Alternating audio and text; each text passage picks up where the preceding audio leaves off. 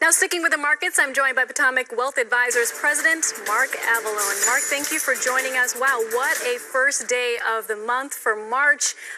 What did you make of it? Best performing stocks, really travel, leisure, and energy. And what stood out to you? Well, it was a continuation of the reopening trade, a lot of optimism on vaccines.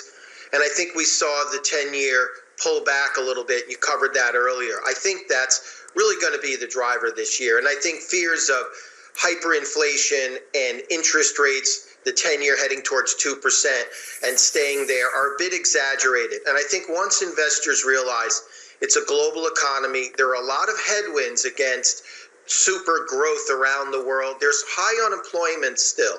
The U.S. is one of the most aggressive central banks and one of the most aggressive fiscal responses. It's not being mirrored around the world. And I think when people realize we may actually have some slower, steadier growth this year, I think they decided to dip their toe back into stocks. Are the concerns around inflation warranted when the latest inflation read on PCE, Personal Consumption Expenditures Index, came in well below the Fed's target of 2%?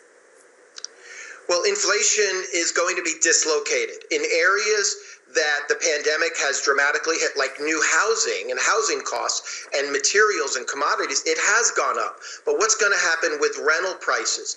There's going to be a decline in areas like that. You also, as I mentioned, when you have high unemployment, you have less wage pressure, and that is going to be a headwind. You also just mentioned how OPEC Plus is going to be meeting again. They have very hard time keeping their production targets and limits. So eventually, there are going to be counter forces to the burst that we just saw in terms of inflation fears. And I think that leveling out is going to prove to be optimistic for stocks. So you have a stimulus bill continuing to be debated in Washington, retail earnings on deck today with Target and Kohl's, and an unemployment report, jobs report out this Friday. What's your top trade today, Mark? Well, it really depends if you're one of these aggressive investors that want to be involved in the emerging technologies and the disruptors. And if you are, that's very different than someone who is more for the slower, steadier investment profile. We fall more into the latter. But if we want to be a little more aggressive in that sphere, we really think emerging markets have very good opportunity for investors. They have favorable debt, low government debt overhang, favorable demographics. They don't have the aging populations that we, Europe, and Japan have. And I think that they're going to present investors with significant growth opportunities this year, but well into the future. That's where the growth is.